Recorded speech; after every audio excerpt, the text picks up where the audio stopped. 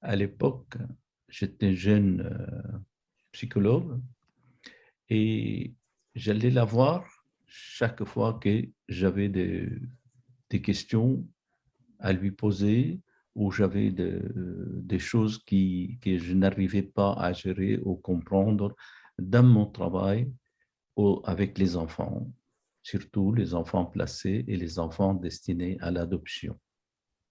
Vous traduisez en même temps ou je parle? Je fais au fur et à mesure. Ouais. Non, non, non, je vais traduire au fur et à mesure. Oui.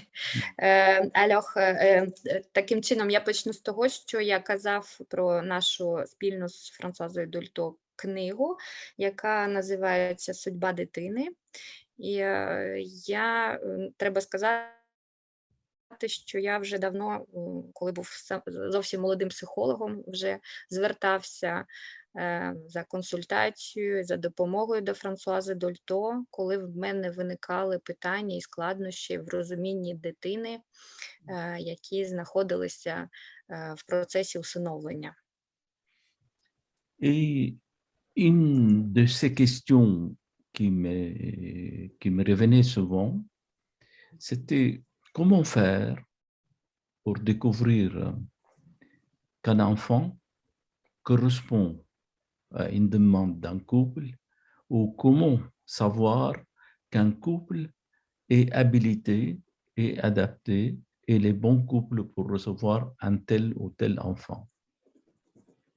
І, головне питання, яке я ставив перед собою, це зрозуміти, яка дитина, чи є дитина, чи підходить ця дитина, чи може вона адаптуватися в умовах життя з тією чи іншою сімейною парою. І чи та чи інша сімейна пара здатна прийняти ту чи іншу дитину. Et, et je suis arrivé chez Françoise Dolto avec cette question. Je lui ai dit, mais comment on peut saisir? Quels sont les signes? Quels sont les, les, les critères qui pourraient nous aider à comprendre qu'un tel enfant pourrait aller dans une telle famille et ça pourrait faire un choix possible. І я приходив до Франсуази Дольто з таким питанням: як можна зрозуміти, які признаки, які характеристики, які критерії можуть бути для того, щоб зрозуміти, чи та чи інша дитина може бути добре прийнята в тій чи іншій сім'ї, чи може вона, та чи інша сім'я прийняти і створити умови для цієї дитини. Et en vérité, j'étais surpris parce que Dolto m'a demandé, mais comment vous faites, vous? Alors, je lui ai raconté ce que je fais. Il m'a dit, oui, c'est une possibilité, mais moi, je vais vous donner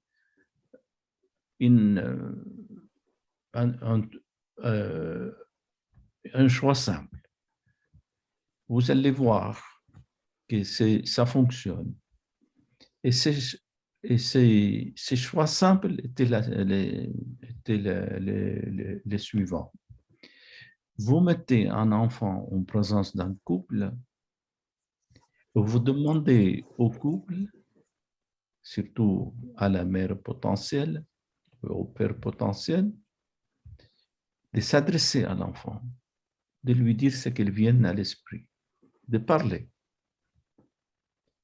Et maintenant... І Франсуаза Дольто питала мене спочатку, як це я роблю, що є моєю звичною практикою, я їй розповідав, і тоді вона пропонувала такий простий варіант. Він заключається в тому, що в присутності пари ви представляєте дитину і просите пару цю сімейну мати, майбутнього батька звернутися і поспілкуватися з дитиною про що завгодно, що їм приходить на ум. Et il m'a dit quelque chose qui s'est révélé juste. Il m'a dit c'est quelque chose à la fois facile et très difficile. Pourquoi très difficile? Elle dit, parce que dès que vous mettez quelqu'un en face d'un bébé, il y a une chance possible, potentielle, une chance en tout cas, que l'inhibition frappe le couple et il ne trouve plus rien à dire. Et c'est facile parce que si l'inhibition ne fonctionne, épargne le couple et la mère ou le père ou le deux, chacun à son tour s'adresse à l'enfant pour lui dire tout ce qui leur vient à l'esprit, il y a lieu de croire qu'il y a déjà un premier contact. Мгм.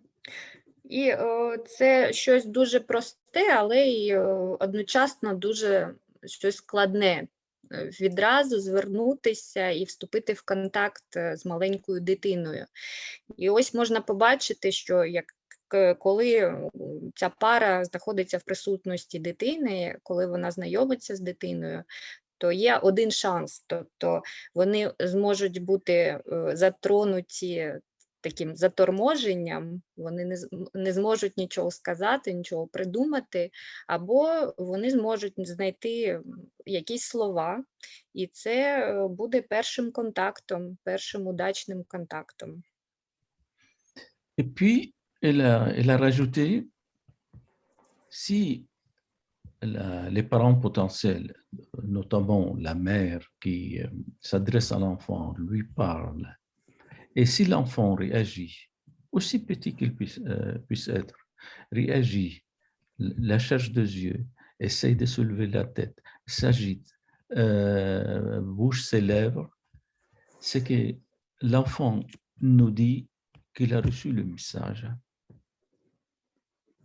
І якщо мати чи батько, але насправді в першу чергу мати знаходить якісь слова і звертається до цієї маленької дитини, і ця дитина реагує на її слова, тобто якою маленькою вона б не була, але вона там встановлює контакт очима, чи вона піднімає головку, вона починає якось рухати губами, щось видно, що дитина реагує, то це означає, що дитина прийняла цей контакт, прийняла цю людину. Vous pouvez être sûr, à l'époque, ça m'a surpris, cette position de Dolto, parce que je ne connaissais pas encore la notion de la langue en un seul mot de Lacan. Oui, allez-y.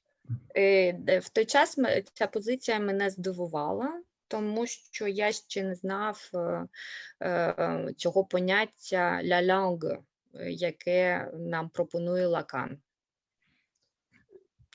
Язик, як його можна перекласти, це російською.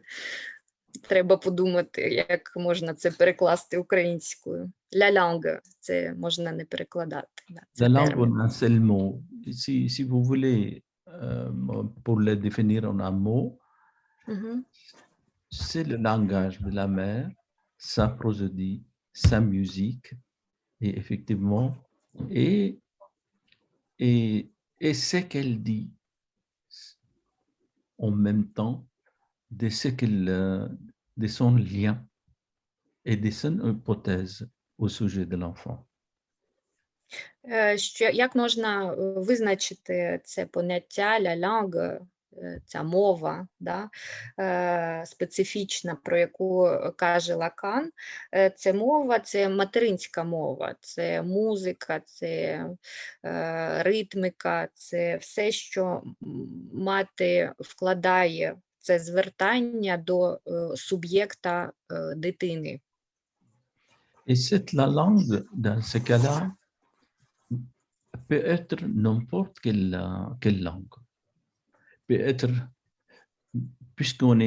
on a parlé des enfants ukrainiens, les tout petits, d'autant plus quand ils sont tout petits en Allemagne, Si une femme allemande ou si une personne allemande s'adresse à l'enfant dans sa langue allemande et, et, et il arrive à atteindre l'enfant avec ce qu'il dit, c'est-à-dire si l'enfant réagit comme Dolto l'a dit, vous pouvez être sûr que aussi il est dans la langue. І ця мова – це будь-яка мова. Це лялянг, це може бути будь-яка мова. Тобто, якщо навіть у випадку цих українських немовлят до них звертається німецькомовна особа, якщо цій особі вдається затронути дитину, тобто, як це пояснює Дольто, дитина реагує, тобто приймає цю дитину, то в цьому випадку можна бути певним, що мова йде саме про цей материнський лялянг. Et Lacan disait une phrase que je trouve très jolie. Si on est là, en train de se parler, peu importe chacun dans sa langue, et puisqu'en tout cas il y a des traductions, et si on arrive à se comprendre, c'est normal, parce qu'on est tous les enfants de la langue. І Лакан казав дуже вірні слова, що якщо ми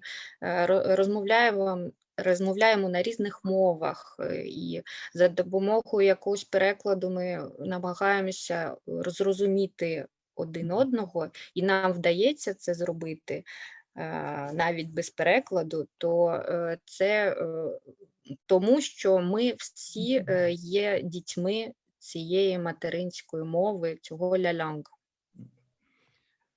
En fait, qu'est-ce qui se tient, justifie l'adoption? Sur quelle base l'adoption peut se soutenir et peut nous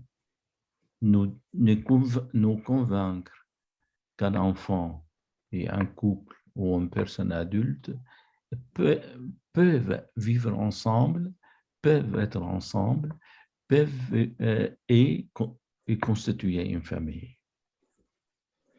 І це для усиновлення дуже важливо, тому що це нам показує, що ця дитина і ця пара дорослих людей можуть жити разом, можуть розуміти один іншого і можуть створити сім'ю. Il y a au moins 3 points essentiels qui nous permettent de dire que l'adoption et les caractéristiques principales des humains. Le premier point, c'est justement ce qu'on appelle la langue. L'enfant, peu importe où il est né, peu importe la langue dans laquelle il est né, il est susceptible d'adopter la langue de son entourage, même si son entourage n'est pas l'entourage de sa naissance, et même si l'entourage ignore tout de la langue de naissance de l'enfant. Є 3 істотних моменти, які дуже важливі для питання усиновлення. Це перший момент – це лялянг, про який ми говоримо. Це, що важливо, що дитина, незалежно від країни, від місця свого народження, незалежно від мови, в якій вона народилася, вона здатна прийняти і адаптувати для себе мову і лялянг свого оточення. L'enfant est humain du fait même qu'il y ait quelqu'un qui fait pour lui l'hypothèse de son humanité. Дитина є людиною, якщо є хтось поруч, хто робить гіпотезу, що ця дитина є людиною. Autrement dit, pour le dire avec une phraséologie lacanienne, je dirais les sujets et l'hypothèse de son autre. les sujets, les bébés humains en tant que sujet désirant, et toujours l'hypothèse de son autre, autrement dit, son autre maternel. І якщо використати фрази і термінологію Лакана, то суб'єкт бажання, дитина, є завжди гіпотезою свого материнського другого, іншого, вибачте. Тобто материнський інший повинен зробити гіпотезу, що ця дитина є суб'єктом. Ce qu'on dit l'autre maternel, c'est effectivement la mère. Peu importe que la mère soit la mère biologique ou la mère adoptive, ou tout simplement la personne qui s'occupe de son élevage. Інший, коли ми говоримо про іншого материнського, мова йде, мова може йти і про біологічну матір, і про матір, яка усиновлює дитину, і взагалі про будь-яку людину, яка займається і опікується цією дитиною. C'est pour cela, parmi les choses que j'ai apprises de Françoise Dolto avec les enfants aux pouponnières, c'est-à-dire d'emblée nommer des référentes, ce qu'on appelle dans les pouponnières des maternantes, et qui assurent, elles peuvent être 2 ou 3, qui assurent une permanence auprès de cet enfant et effectivement qui, comme elles sont salariées, qu'il y ait toujours une qui maintient par sa présence la figure et assurer la fonction de l'auteur maternel. Et il est clair que l'enfant qui est élevé par une maternante va, quand ça se passe bien, va investir cette maternante en tant qu'auteur maternel. І те, що я навчився, спостерігаючи за роботою Франсуази Дольто в цих яслях, що відразу дуже важливо забезпечувати для дитини материнську фігуру. Тобто це може бути кілька осіб, які постійно чи по черзі опікуються дитиною. Це може бути одна людина, потім яка змінюється інше, але це постійні люди. І якщо цей контакт і комунікація між ними відбувається добре, тоді дитина обов'язково інвестує в цю людину як материнського іншого. J'étais témoin parce que j'ai reçu aussi, depuis que je travaillais avec Dolto, moi aussi j'ai reçu beaucoup d'enfants, des pouponnières en thérapie. Et je peux vous témoigner que les paternantes qui avaient 2 ou 3 enfants comme référence produisaient autour d'elles ce qui effectivement ça se produit dans une famille, c'est-à-dire la rivalité fraternelle. Il y avait quelque chose de exactement comme ça se passe dans une maison où la rivalité fraternelle entre frères et sœurs, entre frères, etc., autour de la mère, c'est qui se produisait exactement avec chaque maternante, au point que parfois les maternantes étaient complètement débordées par cette rivalité qui se fait autour d'elles. Donc, ça se reproduit exactement comme ça se reproduit avec des enfants dans un foyer. І я сам був свідком такої інвестиції дитини, тієї материнської фігури, тієї відповідальної особи, яка займалася цими дітьми. І що підтверджує це, так те, що ці діти, вони розвивали такі ж ревнощі, які дитина зазвичай розвиває стосовно своїх братів та сестрів в нормальній сім'ї.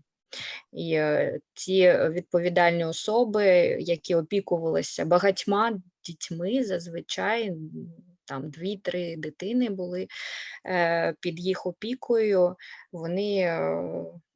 їм доводилося дуже важко з цими ревнощами, але це свідчило, що дитина інвестувала в цю людину. Et il y avait des surprises. En tout cas, moi, personnellement, j'étais absolument surpris de découvrir que le bébé, aussi petit qu'il puisse être, ne subit pas passivement les choix qu'on fait pour lui. Il est arrivé, et j'étais témoin, que des enfants ont œuvré à choisir leur autre maternel. C'est-à-dire, même avec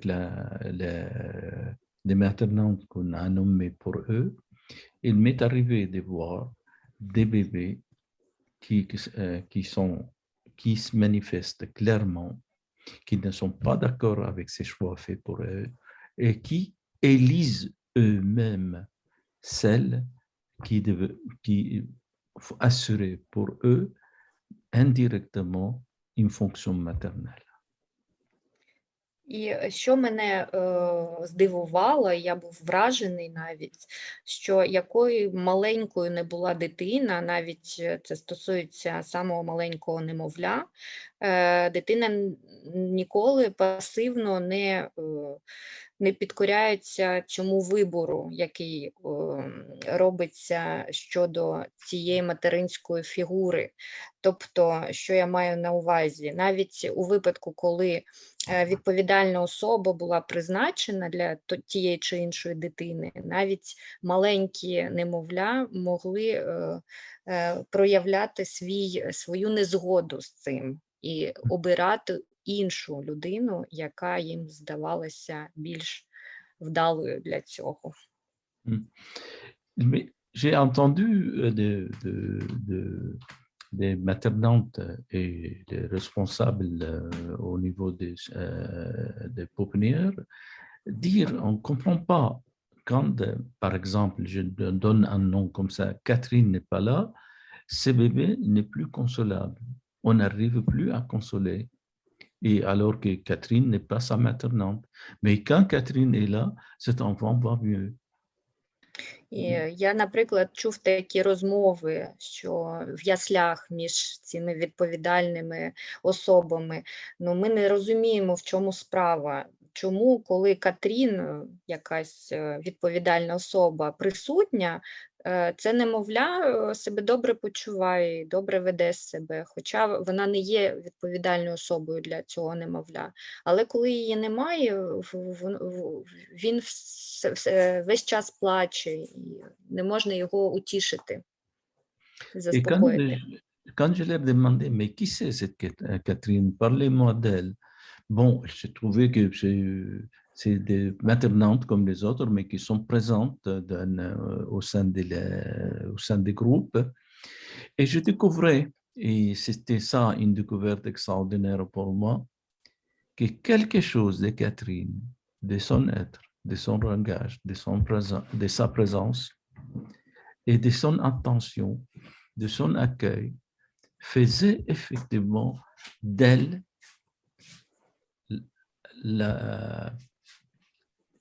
l'autre de ces bébés qui devenait inconsolable en son absence. C'est-à-dire, Catherine ne faisait pas les choses exprès à l'intention de cet enfant, mais sa façon d'être, son langage, sa musique, sa présence, sa disponibilité faisait d'elle un élu pour cet enfant. І я був вражений, що коли я розпитував і спостерігав за цією людиною і взагалі за цією ситуацією, чому саме Катрін, що вона робила саме так, щоб ця дитина обрала її. Але нічого вона навмисно не робила. Це щось, що в її істоті, в її мові, в її музикальності, в її прийомі цієї дитини, взагалі в її присутності робила те, що дитина обирала її в якості своєї материнської материнського іншого. Et il m'est arrivé de demander à l'équipe de changer de changer de maternante, de nommer Catherine comme une des maternantes de cet enfant qui souffrait de son absence. І я тоді питав і намагався зробити так, щоб відповідальна особа щодо цієї дитини була змінена, щоб призначили саме Катрін для цієї дитини, яка страждала за її відсутності. Et j'ai découvert une chose, j'ai appris une chose aussi que j'ai trouvé formidable. C'est Lacan qui les disait aussi. Lacan disait père et mère sont des signifiants quelconques, mais papa et maman sont les signifiants fondateurs de ce lien familial. Pourquoi papa et maman? C'est-à-dire c'est la valeur subjective de ce lien qui attache un enfant à son autre maternel. І я також згадую, що казав Лакан. Він казав щодо означаючих мати і батько – це такі несуб'єктивні означаючі, це будь-які означаючі неважливі для дитини, але мама і папа – це вже означаючі, які наділені суб'єктивною цінністю стосовно кожної окремої дитини. Pourquoi je vous dis ça et je trouve ça c'est extraordinaire? Parce que dans les pouponnières, il y a rarement des hommes.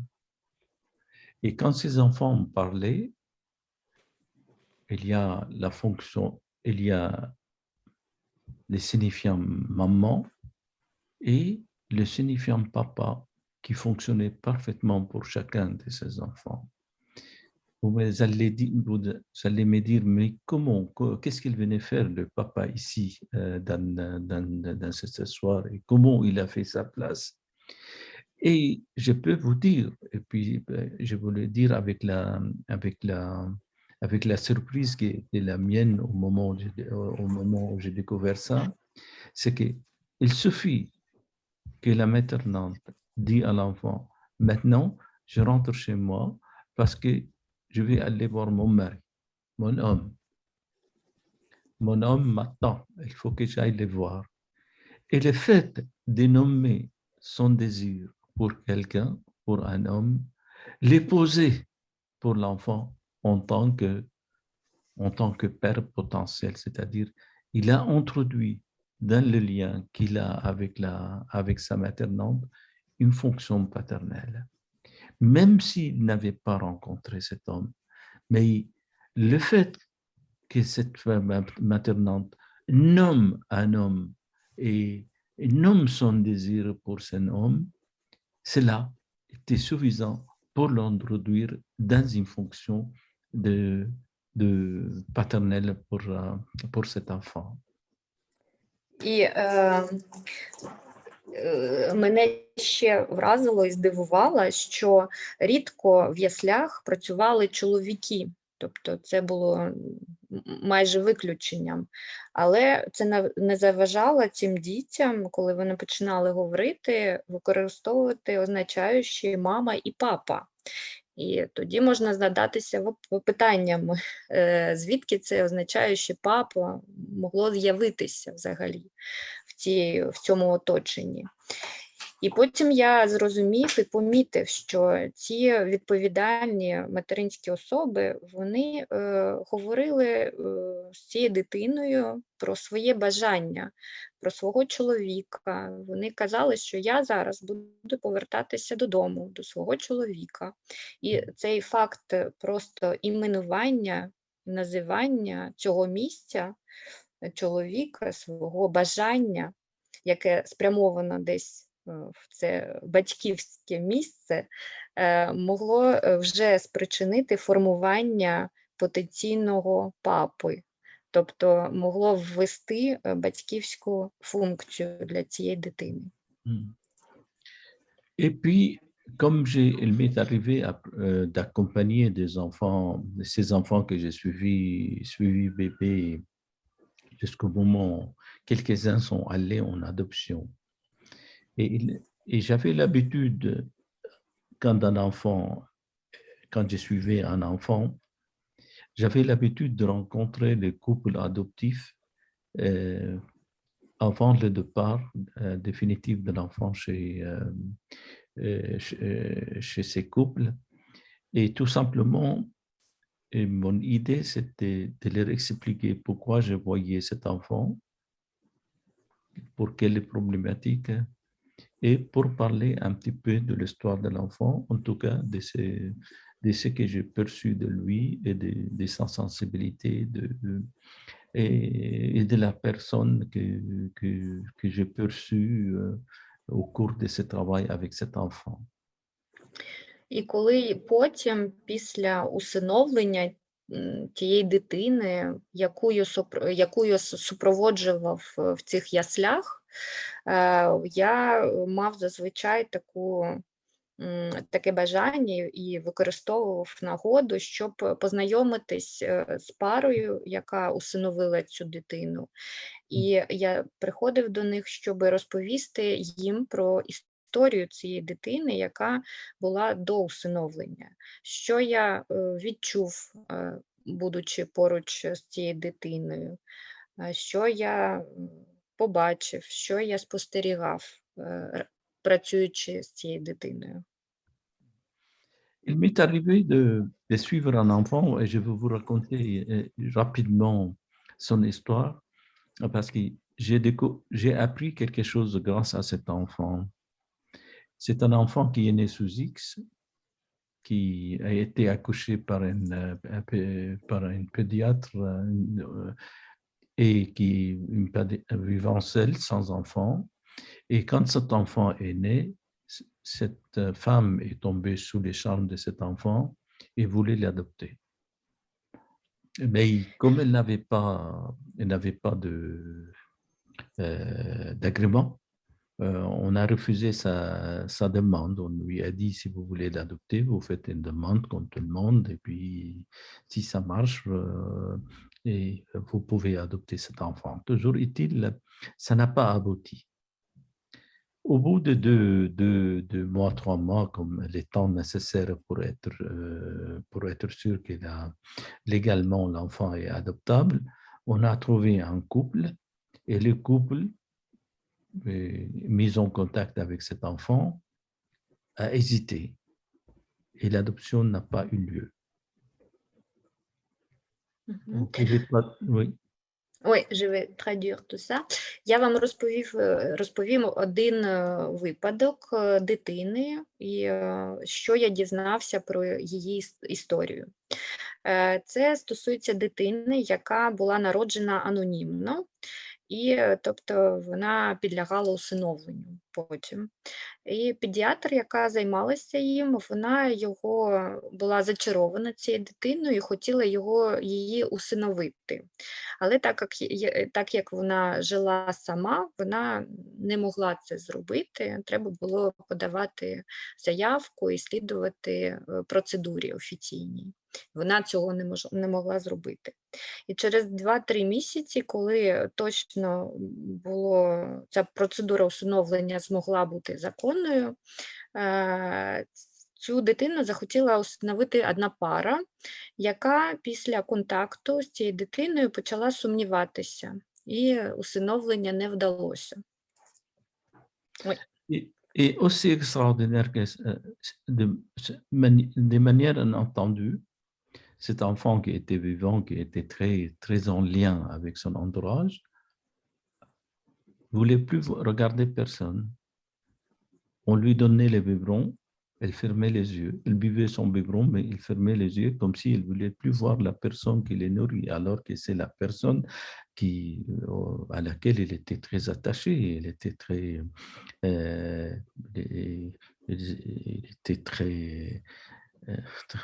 cette femme était très attachée aussi, cette maternelle très attachée au bébé, vraiment, elle faisait un lien, il y avait un lien très solide entre eux, mais ces garçons, ce petit bébé, fermaient les yeux, ne voulaient pas les voir. Donc, à la pouponnière, ils ont eu peur en disant, voilà, peut-être c'est ça, c'est le premier signe d'un autisme potentiel. Мгм.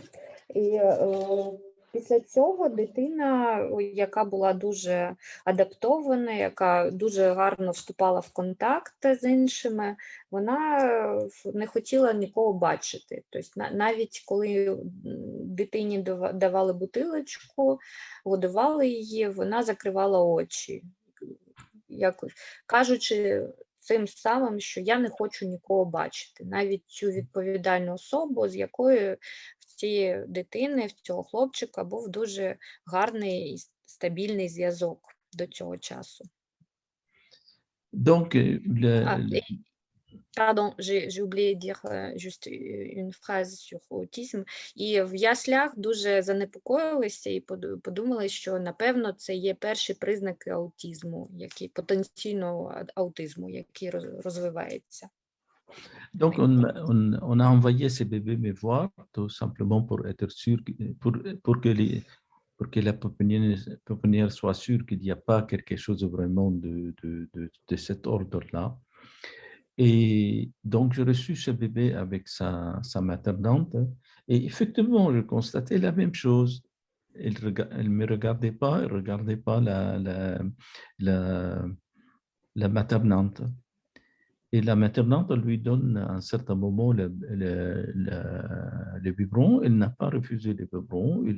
Elle a tété, elle a bu son biberon, mais toujours en évitant le regard. Et là, j'ai eu l'idée claire. Je lui ai dit, je l'ai nommé par son nom, en disant, ah ben dis donc, tu fais plus confiance aux adultes.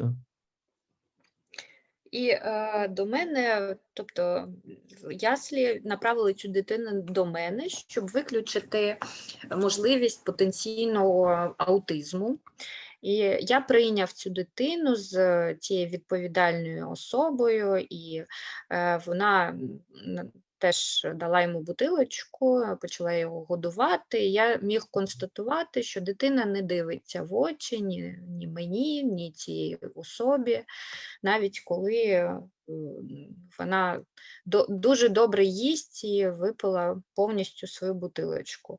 І тоді щось мені прийшло на ум, і я сказав цій дитині, звернувся до цього хлопчика, назвав його по його імені і сказав, ти більше не можеш довіряти дорослим. Un bébé de 3 mois, effectivement, découvre que les choses de la vie ne sont pas toujours faciles. Il a été placé à la naissance. Une pédiatre qui voulait l'adopter, ça n'a pas abouti. On lui a trouvé un couple qui a hésité et l'adoption n'a pas eu lieu. Donc, vous voyez, à 3 mois d'âge, il y a 3 événements majeurs qui apparemment, qui l'ont interrogé profondément, dans le sens, à qui a-t-on affaire et peut-on faire confiance? І немовля 3-місячне вже було поставлено перед цією проблемою внаслідок цих трьох подій. Тобто від нього відмовилися при народженні, педіатр, яка хотіла його усиновити, вона не змогла, їй не дозволили цього зробити, і сімейна пара, яка хотіла його усиновити, вона почала сумніватися, і це не відбулося. Тобто перед 3 подіями дитина почала, перед нею постало таке питання, кому можна довіряти? En vérité, je lui ai raconté ça, tout simplement, en disant, voilà, et je comprends que tu ne fais pas confiance, je comprends que tu es déçu, et tu te demandes avec tout ce qui était arrivé en 3 ans, en 3 mois, c'est vraiment très court, mais tu vois, c'est la vie, la vie n'est pas facile, n'est facile avec toi, mais tu n'as pas le choix, tu vas faire confiance. Je crois que c'est la première fois qu'il entendait un homme parler. Toujours est-il, quand je lui ai dit ça, je trouvais qu'il a ouvert un œil il s'est retourné vers moi et puis il a recommencé à téter. Et ça l'a intrigué, cette personne qui était face à lui, il n'avait pas l'habitude de les voir, n'a pas l'habitude de l'entendre. Et puis, c'était miraculeux, je peux vous le dire parce que on est ému quand on voit des choses comme ça arriver. Et cet enfant a ouvert les yeux et puis il a commencé à nous regarder à tour de rôle, sa maternante et moi. Et sa maternante était tellement émue qu'elle s'est mise à chialer de bonheur. Мгм. І я розказав це все тій дитині, цьому немовля, що ось з тобою що відбулося, і я розумію, чому ти сумніваєшся, чи можна довіряти вже дорослим, тому що тобі ще тільки 3 місяці, а з тобою стільки всього відбулося. І в перший раз, я думаю, що до цієї дитини так хтось звертався, і ця дитина була дуже заінтригована тим, що якась невідома їй людина до неї звертається і говорить всі ці речі. І ця дитина відкрила одне око, повернулася до мене, і потім це було дуже, всі були дуже здивовані, і я, і ця відповідальна особа, тому що ця дитина чудесним образом відкрила очі і почала переводити погляд то на мене, то на неї, то на мене, то на неї. І ця відповідальна особа дуже зраділа. Це було дуже, у нас було таке велике схвилювання з цього приводу. Par la suite, ils ont trouvé un couple et le couple a décidé de l'adopter. Donc, ils l'ont accompagné pour me voir comme je le faisais à l'époque. Et donc, je racontais cet enfant était dans les bras de sa mère et sa mère qui lui donnait son biberon. On discutait ensemble et moi, j'ai fait un compte rendu de mes rencontres avec cet enfant et je leur ai raconté effectivement l'histoire de la pédiatre, l'histoire du premier couple. Et voilà que cette femme pose le bébé dans les bras de son père, elle s'élève comme une tigresse, elle me dit « C'est pas possible, on voulait me prendre mon enfant ». Et moi, vraiment, j'étais bouche bée à regarder cette femme et je vais vous dire pourquoi. Allez-y. І ось знайшлася одна пара, яка вирішила усиновити цю дитину, і вони його усиновили таки. І потім я зазвичай зустрівся з цією парою і з дитиною. Дитина знаходилася на руках у матері, вона давала йому бутилочку. І я розповідав, як зазвичай, я розповідаю батькам про свою зустріч з дитиною, про те, що відбулося. І я розповів також історію цієї дитини, що його хотіло усиновити педіатр, потім пара інша. І в цей момент ця жінка перекладає цю дитину на руки до свого чоловіка і як тигриця каже, да, це неможливо, вони хотіли усиновити мою дитину. En tout cas, pourquoi j'étais bouche bée? Parce que j'ai découvert avec cette femme, avec ces couples, une chose qui n'était pas venue à l'esprit avant. C'est-à-dire, dans l'adoption, quand le couple fait une démarche, qu'il rencontre l'enfant, qu'il l'adopte, ce n'est plus un enfant adopté, c'est l'enfant de désir. Et cet enfant vient occuper sa place dans les désirs des parents. C'est-à-dire, quand la mère dit « c'est pas possible, on voulait me prendre mon enfant », C'est-à-dire, en quelque sorte, il a toujours été l'enfant de cette mère. Il a toujours été l'enfant de ce père. Et dans sa révolte, il n'y a rien effectivement de surfait ou d'artificiel. Il y va vraiment de son désir d'enfant. Et cet enfant était celui-là. Il ne pouvait pas être un autre. Donc, croire qu'il y avait quelqu'un avant elle qui allait les prendre, c'est comme si quelqu'un voulait porter atteinte à son désir avant d'avoir connu cet enfant. І я був дуже здивований спочатку, але потім я зрозумів одну річ, що пара, яка хоче усиновити дитину, яка проходить всю цю процедуру усиновлення, яка вже усиновлює дитину, яка знаходить з цією дитиною спільну мову, для цієї пари ця дитина займає місце дитини її бажання. Тобто ця дитина є дитиною бажання цієї матері і цього батька. І це завжди для них це завжди була ця дитина, і вони завжди були батьком чи матір'ю цієї дитини, тому що дитина стає саме на це місце. І в цьому бунті, в цій реакції, яку ця жінка продемонструвала, вона була дуже природньою, тому що для цієї матері це була її дитина. І подумати, що хтось хотів забрати її дитину, це було б якось забрати її бажання.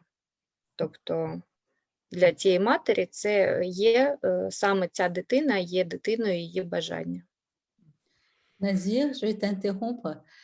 Peut-être qu'on peut essayer de voir s'il y en a qui veulent poser des questions ou participer. Oui, tout à fait. Juste avant, puisque je vous ai parlé de l'Allemagne, je vais vous dire quelque chose qui est intéressant que je trouvais chez les Allemands, et puis après on passe aux questions. Les Allemands, ils prennent effectivement, il y a accouchement à l'hôpital, mais ils refusent d'appeler ça accouchement sous X, c'est parce qu'ils continuent à travailler avec la mère pour qu'elle donne le nom du père, de géniteur. Ils n'acceptent pas qu'une femme, sauf des cas exceptionnels, ils n'acceptent pas qu'une femme accouche dans l'hôpital sans donner le nom des géniteurs si elle connaît les géniteurs. Tout simplement parce qu'ils sont partis de l'hypothèse simple. Il y a beaucoup d'enfants qui naissent sous X avec un géniteur parfois qui ignore complètement qu'il a un enfant et que cet enfant a été adopté, a été abandonné. Et ils ont découvert qu'effectivement, quand ils ont pris contact avec les géniteurs nommés par les femmes qui ont donné leur accouché comme en France aux X, que beaucoup de ces géniteurs n'étaient pas au courant que la femme était enceinte et qu'il a accouché.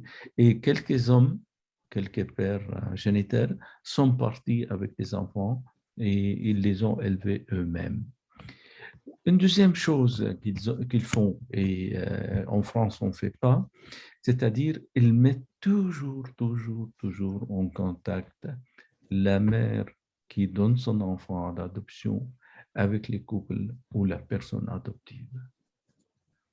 Ils se rencontrent, ils prennent le temps de se connaître, ils prennent le temps de temps nécessaire pour que la mère qui accouche fasse confiance au couple, qu'elle dise à son enfant, voilà, maintenant, je t'ai trouvé le père et la mère qui te conviennent. Je les aime déjà et j'espère que tu les aimes comme moi. Et je trouve ça, c'est une position extraordinaire de la part des Allemands et c'est malheureusement, nous, on ne les fait pas. Et Et je trouve que c'est vraiment une démarche absolument nécessaire à suivre en France. І перед тим, як Мір'ям запропонувала Назіру, може зупинитися, щоб дати час на питання від учасників семінару, але Назір хотів сказати кілька речей, які стосуються досвіду усиновлення в Німеччині. Що відрізняє цей досвід від французького досвіду? Те, що, по-перше, в Німеччині завжди вони не дозволяють народження, анонімне народження. Тобто вони завжди вимагають, якщо мати хоче залишитися анонімною, але вони завжди вимагають надання дитині і повідомлення ім'я батька дитини, тому що вони могли констатувати, що в багатьох випадках народження анонімно, під X, мова йде про народження, про яке батько не знає. Тобто він навіть не в курсі про те, що була вагітність. І було багато випадків, коли, якщо ім'я батька було відомо, ці батьки могли забрати цю дитину, щоб її виховувати потім. І друга така практика, яку німці застосовують, і це дуже відрізняє їх від інших країн, що навіть коли дитина буде усиновлена, віддається на усиновлення після народження, вони завжди працюють і встановлюють контакт між матір'ю біологічною цієї дитини і парою усиновлювачів. Тобто вони працюють над цим, щоб ці матері і наступні батьки зустрілися, щоб вони встановили контакт, щоб вони потоваришували навіть, щоб ця мати, коли народжує свою дитину, вона могла сказати своїй дитині: ось я знайшла батьків, які підходять тобі, і я думаю, я вже їх полюбила, і я думаю, що ти їх теж полюбиш. Тобто це ця практика, яка дійсно відрізняє німців від нас. І це дуже абсолютно, на мій погляд, необхідна річ. Nazir, je vais me permettre de donner une info. À propos du fantasme français sur l'anonymat, j'ai lu aujourd'hui que depuis que la loi a été votée, qu'on supprimait l'anonymat des donneurs de sperme et d'ovocytes, contrairement au fantasme qui était qu'on n'aurait plus assez de donneurs, le nombre de donneurs augmente de plus en plus. Я хотіла додати таку інформацію, що проголосували, я сьогодні прочитала, що проголосували за закон, який знімає анонімність у Франції донора сперми і яйцеклітин. І ми вважали, в нас така була фантазія у французів, що не вистачає донорів сперми, але виявилося, що їх стає все більше і більше. Voilà, je suis s'il y a des questions, je suis à votre écoute. Так, якщо у вас виникли запитання, я слухаю їх. Назір, дуже дякую. Це дуже цікава доповідь. Я для себе багато чого цікавого почула. І Мір'ям, дякую дуже за організацію цієї зустрічі з Назіром. Nazir, je vous remercie infiniment. C'était très intéressant. J'ai pu entendre les choses nouvelles et intéressantes pour moi. Et Myriam, je vous remercie également pour l'organisation de cette rencontre. Я для себе почула тут такий момент дуже цікавий, що дитина робить вибір, коли вона робить вибір, це завжди щось інтимне, тобто вибір цього ла-ланг, я так зрозуміла, він буде нагадувати щось, що належало матері цієї дитини, щось, що ця дитина вже чула в утробі, якісь звуки, якийсь тембр, якась оця інтимність голосу. Чи буде вона присутня у цій зустрічі? Бо це як закохатися.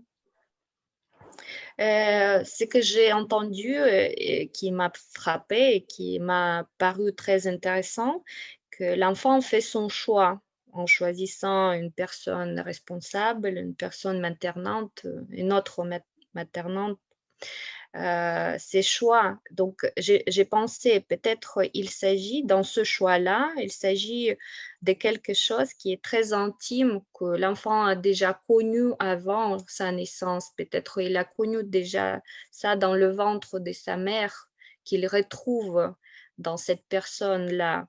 Et peut-être c'est pareil comme tomber amoureux de quelqu'un. C'est toujours retrouver quelque chose qui est déjà qui touche à l'intimité Et subjective. pour moi, c'est une hypothèse à prendre en compte, oui. Да, для мене я можу розділити цю гіпотезу цілковито. І у мене тоді, якщо можна, ще одне запитання. Коли для дитини, яка ніколи не бачила, там, у неї не було няня чоловічої статі, через бажання вона відкриває для себе когось, хто є татом, і це дає можливість прийняття цього в мову. Тобто, виходить, це зовсім інший шлях, тому що є сім'ї, в яких є мама і тато, але так як бажання матері не направлене в сторону тата, то тато і відсутній лишається тоді, так? Et ce que j'ai entendu aussi, j'ai trouvé particulièrement intéressant que vous avez dit que pour l'enfant qui n'a pas connu dans son entourage les hommes responsables, donc il retrouve ce papa à travers le désir de celle qui s'occupe de lui. Et donc, par ce biais, cette notion, cette fonction viennent dans le langage. Et c'est pas pareil dans les cas de couple lorsque l'enfant voit son papa, mais vu que le désir de la mère n'est pas orienté vers son homme, vers cet homme-là, il ne retrouve pas vraiment cette fonction Oui, du père. absolument, absolument. Et c'est vraiment pour moi, c'était une découverte pour comme quoi le discours qu'on tient à l'enfant peut instaurer pour lui les fonctions de l'absent, c'est-à-dire le fait qu'une femme, cette femme-là, cette maternante-là, s'occupe de cet enfant, a un lien fort avec cet enfant et introduit dans son discours auprès de cet enfant son désir pour un homme, elle fait de cet homme quelqu'un pour cet enfant. Да, так, саме так. І для мене це мене вразило, що це приходить через дискурс для дитини, що ця функція з'являється, функція відсутнього може з'явитися через бажання цієї жінки, яка опікується цією дитиною, з якою в неї встановлений зв'язок. І коли вона виявляє своє бажання до цього чоловіка в присутності дитини, цей відсутній з'являється також для цієї дитини. Це абсолютно круто, те, що ви сказали, тому що це пояснює на самому початку, чому так багато чоловіків, як тата, лишаються відсутніми, тому що материнське бажання не направлене в ту сторону. C'est vraiment très, très, très frappant et cela explique pourquoi les pères, souvent les pères qui sont présents dans la vie, ils sont absents pour l'enfant parce que le désir de leur mère n'est pas orienté, n'est pas dirigé vers cet homme-là. Oui, c'est-à-dire une mère qui n'a pas de désir pour son homme, elle peut invalider le statut de la fonction paternelle auprès de cet enfant. Souvenez-vous de l'histoire de Hans. Hans était le jouet de sa mère. Et le père était vachement gentil, qui n'arrivait pas à stopper effectivement cette omniprésence de la mère auprès de cet enfant.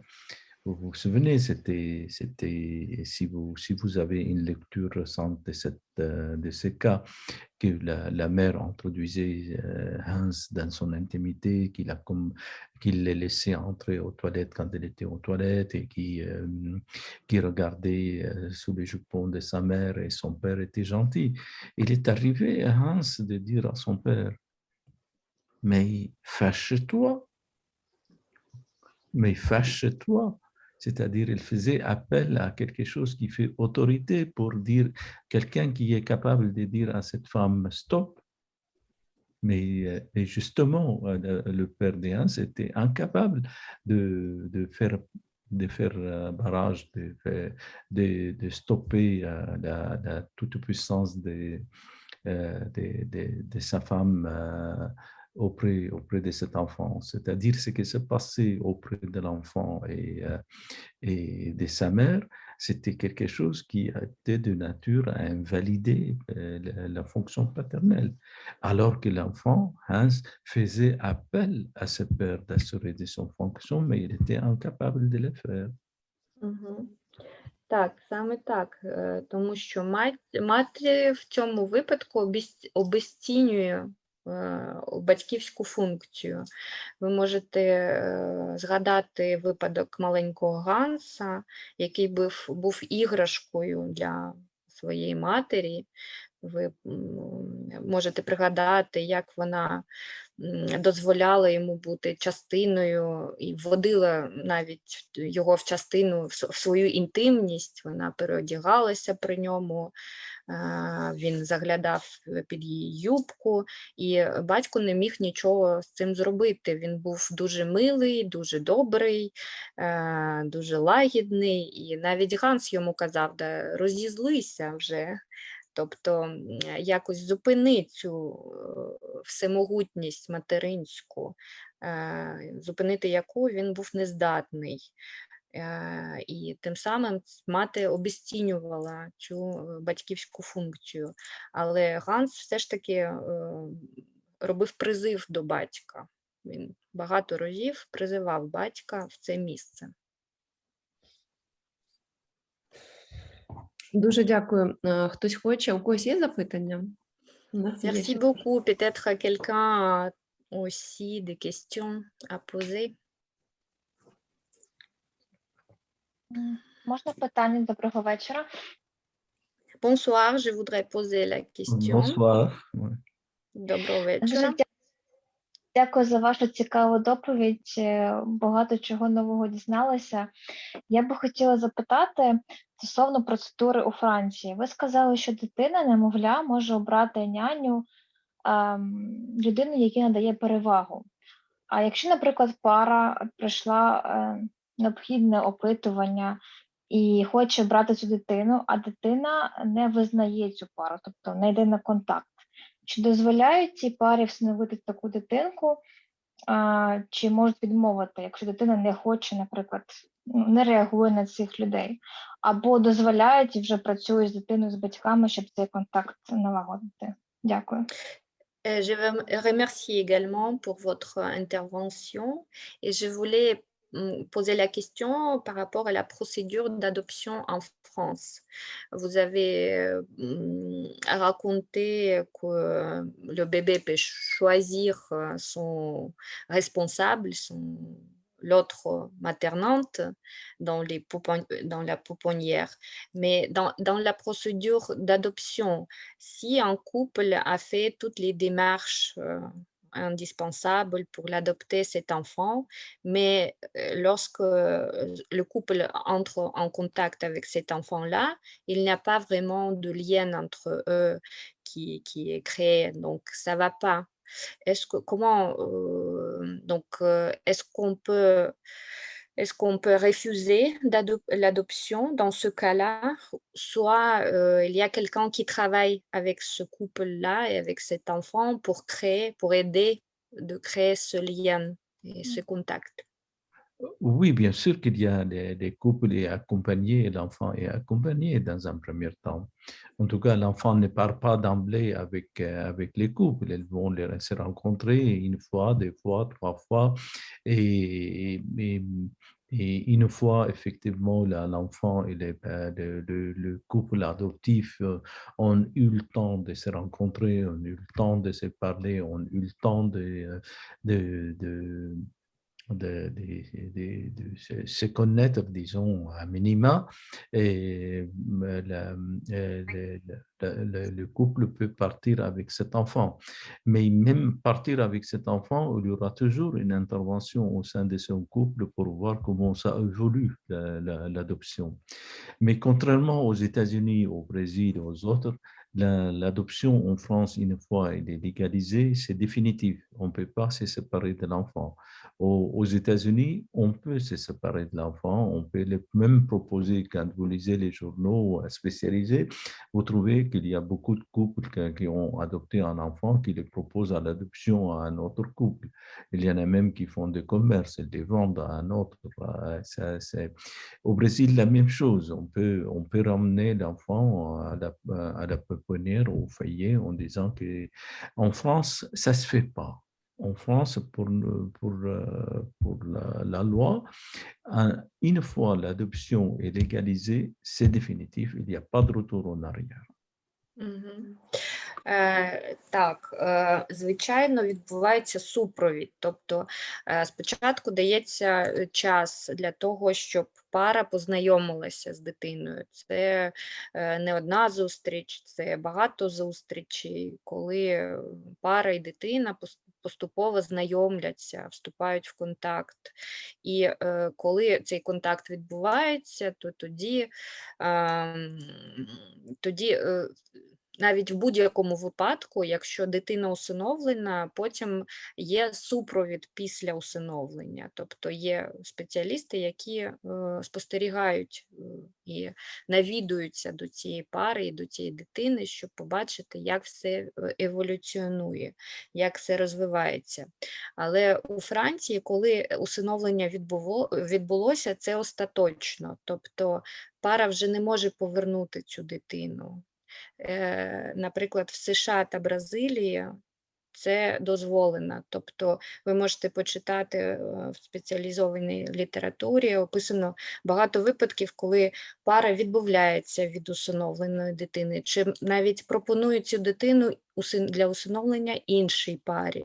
Навіть якась відбувається майже комерційна зділка, комерційна угода стосовно цієї дитини. В Бразилії таким же чином, тобто дитину можуть повернути потім до яслей чи до сиротинця, з якого її усиновили.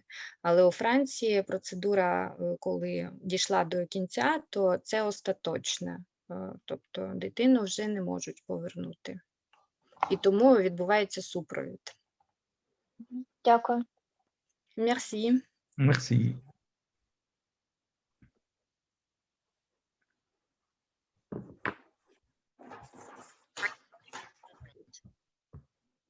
Si on n'a plus de questions, je crois qu'on va se séparer et on va beaucoup remercier Nazir de sa participation ce soir. Je crois que nous pourrons encore parler de ce sujet entre nous à nos prochaines rencontres. І якщо немає вже більше питань, ми можемо подякувати Назіру за цю доповідь цікаву, і можемо на наступних наших зустрічах також продовжувати говорити про це питання між нами. Так, дуже дякую. Merci beaucoup, Nazir. Merci à vous, merci d'avoir été là et je pense à vous dans vos difficultés actuelles. Nous, les Libanais, on a connu ça avant et on souffre encore de ça jusqu'à maintenant. І я вам теж дякую, я радий був бути з вами, я вас підтримую і думками з вами. Ми в Лівані також пережили схожу ситуацію і ще знаходимося також в важкій ситуації досі. Voilà, bonne nuit. Bonne nuit, Nazir. Merci. Au revoir. Myriam, Au bonne soirée.